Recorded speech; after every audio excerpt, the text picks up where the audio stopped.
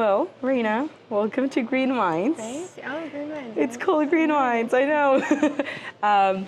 We are really happy to have you here. It's really, really great to have someone that I admire so much, like you. I met you through the Thiel Fellowship, which is crazy that already passed 3 years.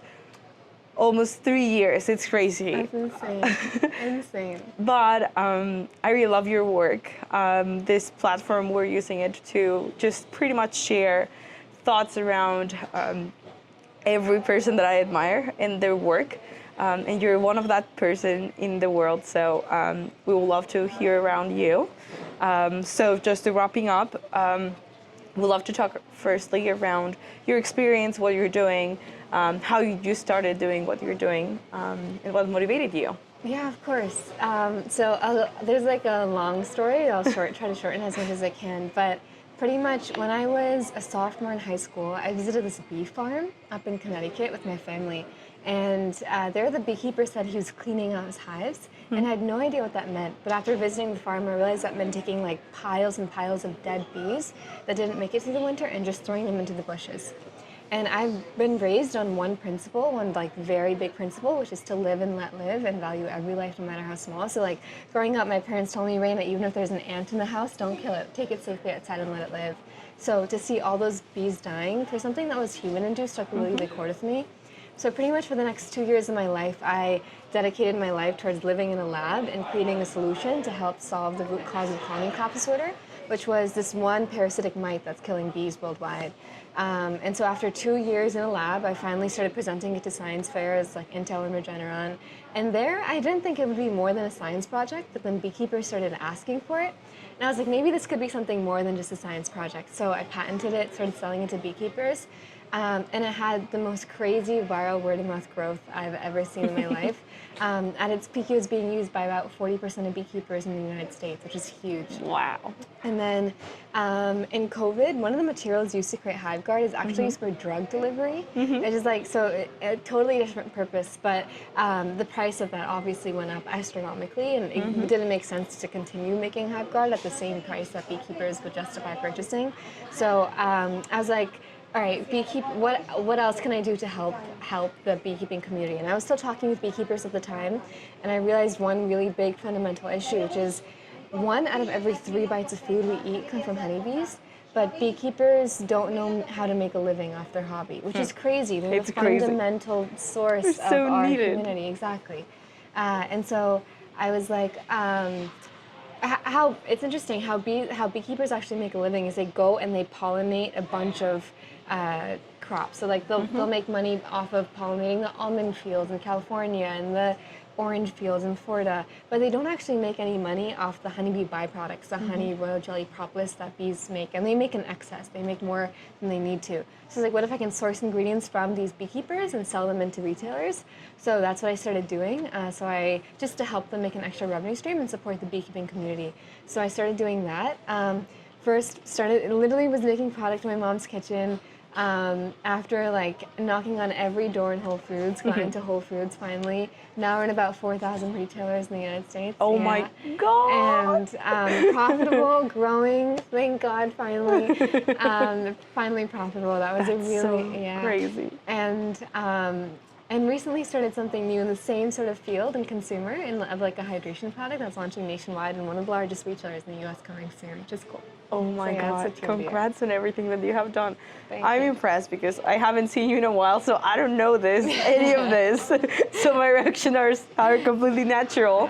That's so wild. Yeah. Oh my God, it's crazy. And I think all the impact that you have with the bees, I think no one actually understands the impact that you actually have. Like, we need bees to actually have food, to have life. If they die, we die. Yeah. Literally, that's how important bees are. Yeah. And I think it's kind of crazy because most of the time, I remember my mom saying to me, like, please don't kill the bee, like, just take care of it. Yeah. And then my cousins being like throwing them or doing something with them. And I was like, hey, bro, we actually need the bees. Please take care of them. Yeah. And I think it's kind of crazy how to keep that on top of your mind and like be grateful with it. Yeah. And I think you have done that amazingly, which is crazy. Which is, for me, it's like how long you started this?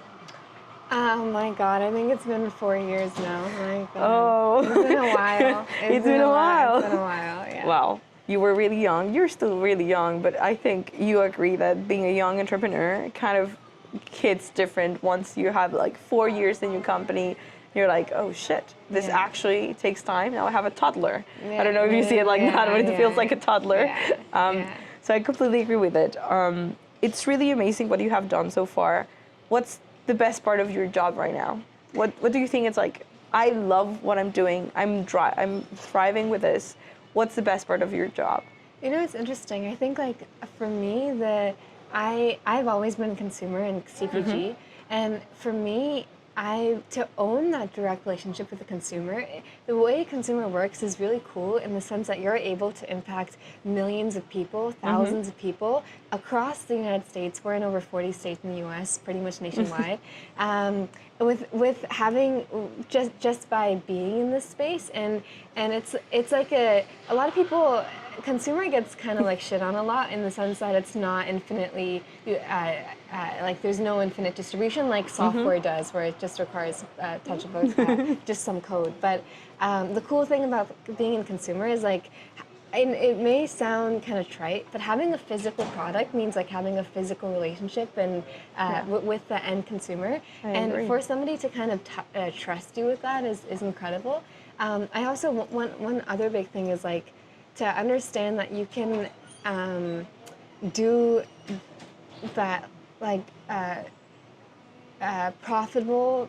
profitability and sustainability is not mutually exclusive. That you can do good for the world and also do good for yourself, and it doesn't have to be this all like kind of way of doing business where it's just like profits over everything. That you can be completely eco-conscious, you can be completely sustainable and still be doing good for yourself. And so I think a lot of people immediately put you into that bucket of kind of like non-profit, unsustainable company where it's kind of just trying to do good for the world, but it's not actually going to turn a profit ever. It's not actually going to add any value, which I think is like completely wrong. And I think I've been able to prove that wrong. Same thing with you is like genuinely having a company that's centered around a mission to somehow make the world a better place, not just in the way of like these like software SaaS companies are, like we improve your conversion rate by 1%, but genuinely have that mission of doing something really good. And then also growing as a company while doing it, it shows you that you can have like profitability and sustainability are not mutually exclusive. You can do good and do good for the world and do good for yourself as well. I think I completely agree with you, and I think that's something that most of founders don't have on top of their mind. So I would like to ask around that. How do you keep sustainability and innovation? Because at the same time, you're innovating all the time. People might think, oh, it's consumer good, whatever. They don't innovate that much. But I do agree that you're innovating because you're including products from bee farmers to do this. And like, it's not like a common thing, you know, at least not in the US, that you have this type of things. So how do you keep sustainability and innovation at the same time on top of your mind? Yeah, it's interesting. I think the weird thing that I learned about starting Queen Bee, the second company, was I actually was solving a problem for the beginning of a supply chain, which was the beekeepers. But the end part of the supply chain is the consumers who are buying the product. And although I'm solving a problem for the beekeepers, I'm not necessarily solving a need for the consumers, who are the people who will be trusting me with their money. And so that was a really, really big learning for me, actually quite the hard way after I had already put in the capital and got the distribution. That after all the, like YC videos, everything that you'll ever hear and listen to, I think it took me I had to kind of take the hit to realize that you actually have to make something that people want.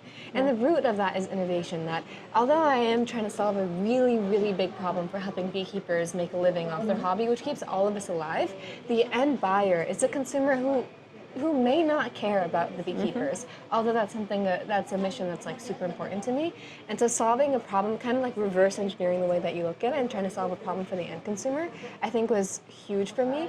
And so although I think that's another thing I learned is that you can still be mission first, and everything you do is with the mission in mind of helping to save the bees, but don't lose sight of the end value, what the end customer wants. And so I think it took like a really long time to get there, but Now, the cool thing about being a consumer is that you can get like really hands-on, not instant feedback, but I would say the feedback loop is pretty quick. And so like constantly launching new products every month into retailers. The way that we launched the second company, actually the hydration product, was pretty much tested like 10 different things. So like pre-workout, kids nutrition, gummy, like everything, and just measured velocity in retail. And the one that absolutely hit out of the park was this one product that we ended up moving forward with. And so with that, it's also like mission first, but make sure that there's actual end value for the consumer. So I think like the feedback loop is really quick, but that was definitely a big learning that took me, quite some time to figure out. So now that we're talking about that, which I think it's the hardest part about talking about when you are not getting there, what do you think that drove you or like helped you to be like, hey, this is where I need to go? Which I completely agree that it's around feedback and understanding your customers. But how did you end up being like, hey, I need to focus myself into this, so then the company will grow? How that process looks for you? Yeah, I mean, it's quite interesting, and it's a thing that I've actually been exploring a lot recently, which is the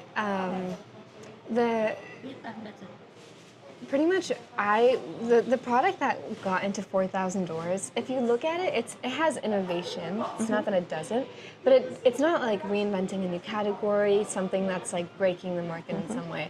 It's a product that's the best in the, I would say, in the category, but it's not 100% completely innovative. And so for me, the fact that we were able to get into 4,000 retailers, which is insane. It's crazy. One, by genuinely just sheer force of hard work and willpower, showed me that if you can get this far with a product that's not like inventing a new category in a way, how far can you get with a product that has true innovation in its core? And so for me, that was kind of a way for me to take a step back and think, all right, I've made every mistake possible with Queen Bee. I've put money in all the wrong places. I wasted time in all the wrong places. Like, what's next? And the cool thing about being consumer is that it's very capital intensive. The capital intensive is actually gaining access to the distributors that sell to the retailer. So like, for example, there's 3 distributors, natural food distributors, that distribute to 60% of the entire retail market in the United States. So once you have access to them, you have like pretty much USA's store at your fingertips. Literally. But having access to them is like super time intensive. The sales cycle is like over a year and super capital intensive. And so for me, when I was like, I have this foundation where we have access to the distributors, the supply chain bill, everything in place. The additional cost of adding like another brand on top of this, time-wise, cost-wise, labor-wise, is marginal. And so you can continue to add multiple brands underneath this umbrella called what I call Queen Bee, and have access to all the distributors, Whole Foods, CVS, Walmart, Rite Aid, Target, that you already have access to through the distributors of Queen Bee, that you're not starting from scratch. And so that allows you to innovate to another level where you're able to launch products so much faster into retail, have that feedback loop pretty much closed by like 90%, and make sure you're delivering true innovation. And so for me, that was like such a revelation that I've spent 4 years not just building 4,000 doors, but really the most beautiful part of that is the distribution, which is actually where I think all the hard work went into. And now that you have access to the distribution, you can just continually launch new products and innovate and test which ones work best. And so I think that's probably the biggest core learning. It's like is know where the true value lies in the business, and don't be afraid to like try new things and start from scratch, because you're never actually starting from point zero. For sure. I think that's something that I really agree on. Like, once you build something, you will not come back from that. Like, even if your year is terrible, even if you don't grow, even if whatever, you're always learning. And I think that's key of it.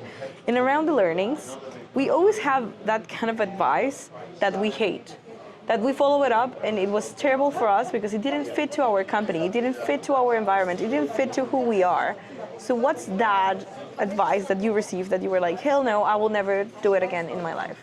Yeah, I mean it's so interesting. One thing that I think I was actually just talking about this with another founder friend recently, which is I think the best entrepreneurs listen to all the advice, all the feedback, and then just do what they were going to do anyway. And I also think every mistake that I made with all the with Clean Bee and Nutrichoose HiveGuard is I have at one point heard, read in a book, listened to in a podcast to not make that mistake. But I still made it. I still burned money when I shouldn't have. I still wasted my time on things that didn't actually matter. I still built so many products that a consumer didn't actually want. I literally made every mistake. But it took me the pain, the physical pain of having to feel that loss, to then actually learn from it and make sure that I'm never going to make that mistake again. And so I think that's why you see, like, if it's true that all the information is already available online of like exactly what makes a great founder, what to do, but then you still see really, really smart people continuing to make the same mistakes that you've been told to never to do. And so I think a part of that is you have to almost feel the pain of, feel the repercussion of your mistakes to truly learn from it versus reading it in a book or in a YC video and knowing that it's the wrong thing to do. I do agree with you. I think sometimes we forget that we're still humans, and like even if you read everything possible, every person will have their own journey, and you have to screw it up. Yeah. You know, it's like own it. For me, like I've taken this culture of like, no, we're gonna screw it up. Why not screwing it up while you enjoy and learn? Yeah. You know, it's completely different to be like, hail, like, oh my God, I'm screwing it up. This is so terrible, and be like physically feeling like everything is going wrong. In the opposite of like, hey, we should just have fun around that. Like, okay, I screwed it up. What's next? What can I do better?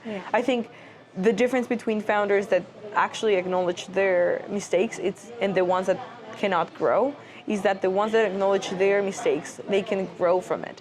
They are way better. They will not make the same mistake again. And if they do, they will have different steps that they have to pass or whatever. In difference from the ones that avoid making the mistakes. They eventually kind of summarize up, you know, like I think that, or that's my perspective. If you don't screw it up, eventually you will screw it up and then everything will come down into a lot of them. Absolutely. And it's so interesting, like genuinely the amount of mistakes that I made through, the amount of time that it took me to get into have the distribution I have with Clean Bee was 4 years.